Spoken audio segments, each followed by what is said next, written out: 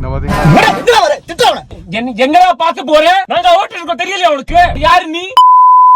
இன்னைக்கு நீங்கள் பார்க்க போகிறது நியூ எர்டிகா 2025 தான். ஸோ இது பார்த்தீங்கன்னா ஒரு CNG Ertiga with 1.5 litre K series இன்ஜினோட வருது இந்த வண்டி. அண்ட் நார்மலாக இதுக்கு வந்து பார்த்தீங்கன்னா 1.3 ஹார்ஸ் பவர் கொடுத்துருக்காங்க. அது உங்களுக்கு ஃபுல்லாக வந்துட்டு உங்களுக்கு 6000 RPM ரிலீஸ் ஆகும் சொல்லி போட்டிருக்காங்க. சிஎன்ஜி டேங்க் வந்து பின்னாடி கொடுத்துருக்காங்க. இது வந்து ஒரு 60 லிட்டர் டேங்க்கு.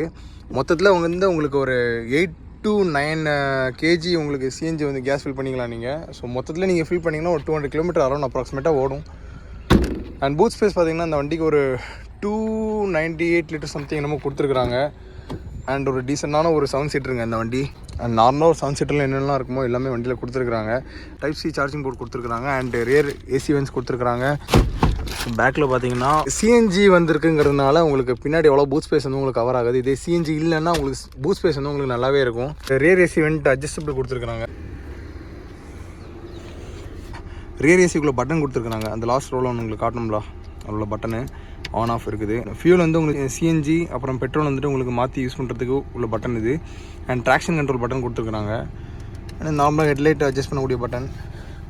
அண்ட் இது ஒரு மிட் வேரியங்கிறதுனால உங்களுக்கு க்ரூஸ் கண்ட்ரோலில் வராது. அண்ட் இதில் வந்து பார்த்தீங்கன்னா ஒரு 12 வால்ட் சார்ஜிங் போட்டு கொடுத்துருக்குறாங்க. அண்ட் இதில் ஒரு யூஎஸ்பி அப்புறம் ஒரு ஆக்ஸ் கேபிள் கனெக்ட் பண்ண கொடுத்துருக்காங்க. இப்போ நீங்கள் ஃபுல் ஆப்ஷன் பார்த்தீங்கன்னா உங்களுக்கு ஃபுல்லாகவே எல்லாமே டச்சில் கொடுத்துருப்பாங்க. ஃபினிஷிங்கஸ் பார்த்தீங்கன்னா உங்களுக்கு தெரியும் எப்படி இருக்குன்ட்டு. பெட்ரோலில் வந்து 101 ஹார்ஸ் பவர் வந்து ப்ரொடியூஸ் பண்ணுது. அதுவும் ஃபுல் 6000 RPM தான் உங்களுக்கு ரிலீஸ் ஆகுது. அதே சிஎன்ஜி மோடில் பார்த்தீங்கன்னா உங்களுக்கு அதுலேருந்து கொஞ்சம் கம்மியாக 92 ஹார்ஸ் பவர் வந்து உங்களுக்கு கிடைக்கிது.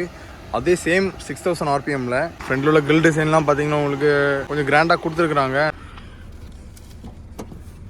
சிஎன்ஜி நாசில் நான் கொடுத்துருக்குறேன். நார்மலாக இப்போ பெட்ரோல் போடுற மாதிரி நீங்கள் இதில் பெட்ரோல் போட்டுக்கலாம். இந்த காரோட லென்த்துன்னு பார்த்துக்கிட்டிங்கன்னா உங்களுக்கு 4395 mm.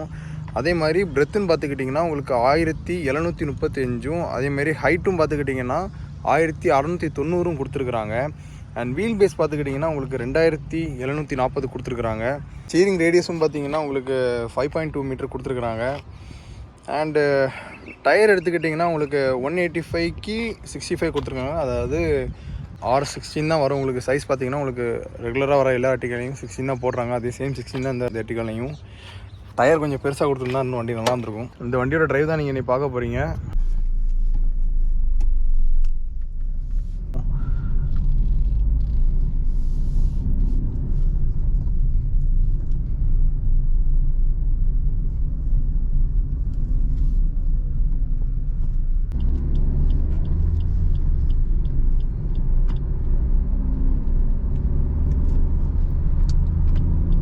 பர்சனலாக வண்டி நல்லா இருக்குது. வண்டி லாங்லாம் வந்து வண்டி கொஞ்சம் நல்லா அருமையாகவே இருக்குது.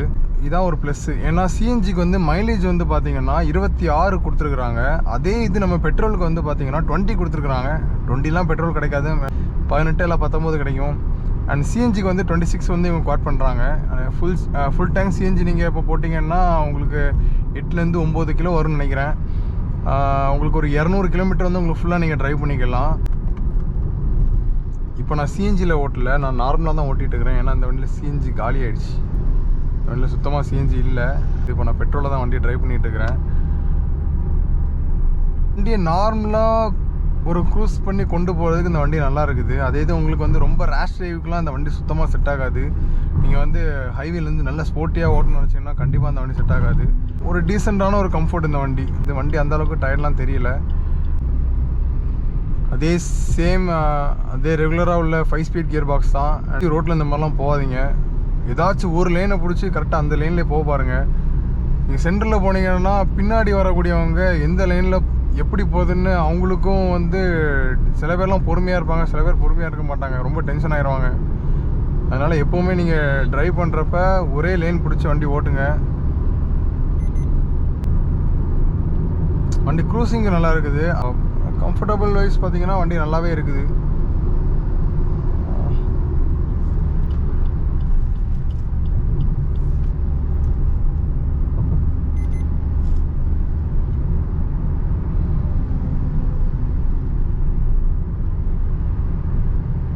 ப்ரைஸ்ன்னு பார்த்துக்கிட்டிங்கன்னா உங்களுக்கு பேஸ் வேரியண்ட் உங்களுக்கு சிஎன்ஜி வந்துட்டு உங்களுக்கு 8 lakhsலேருந்தே உங்களுக்கு ஸ்டார்ட் ஆகுது. எல்லா வேரியண்ட்லேயுமே உங்களுக்கு சிஎன்ஜி ஆப்ஷன் இருக்குதுன்னு நினைக்கிறேன். நீங்கள் உங்களோட லோக்கலில் உள்ள மாருதி டீலர்ஸ் யாராக இருந்தாங்கன்னா நான் காண்டாக்ட் பண்ணி பாருங்கள்.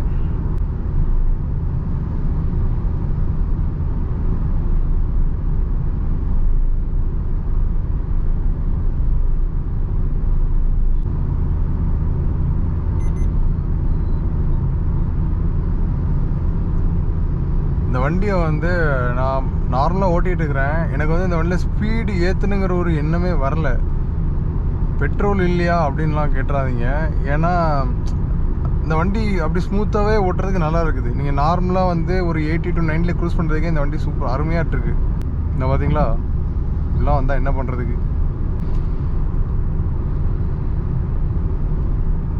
நான் இப்போ ஓட்டுற வண்டி வந்து என்ன வேரியண்ட்டு, அப்புறம் இந்த நான் இப்போ ஓட்டுற வண்டியோட டீட்டெயில்ஸ் வந்து உங்களுக்கு டிஸ்கிரிப்ஷனில் போட்டிருக்கிறேன். நீங்கள் செக் பண்ணி பாருங்கள். அண்ட் உங்களுக்கு லோக்கலே டெஸ்ட் ட்ரைவ் ஏதாவது அவைலபிள் இருந்துச்சுன்னா நீங்கள் செக் பண்ணி பாருங்கள். வண்டியை ஓட்டி ட்ரைவ் பண்ணி பாருங்கள். அப்போ தான் உங்களுக்கு வண்டியில் உங்களுக்கு இன்னும் ஐடியா கிடைக்கும்.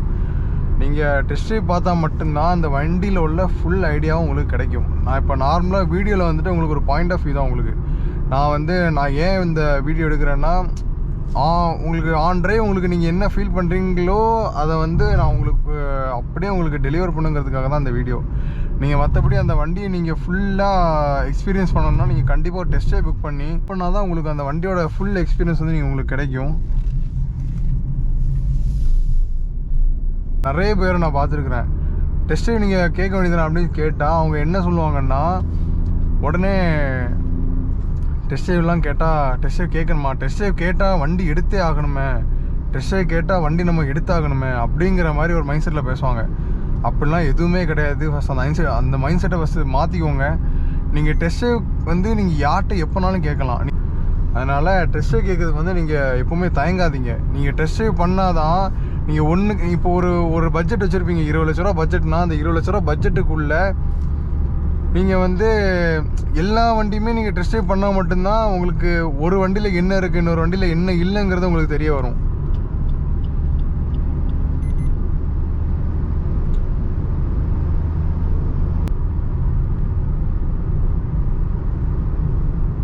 எப்போவுமே வந்து ஒரு பட்ஜெட் வச்சுருக்கிறீங்கன்னா அந்த பட்ஜெட்டுக்குள்ளே நீங்கள் என்ன கேட்டகரியில் வண்டி பார்க்குறீங்களோ அந்த கேட்டகரிக்கு தக்கன ஒரு 10 வண்டி சூஸ் பண்ணி வச்சுட்டு அந்த 10 வண்டியுமே நீங்கள் டெஸ்ட் ட்ரைவ் பண்ணுங்கள்.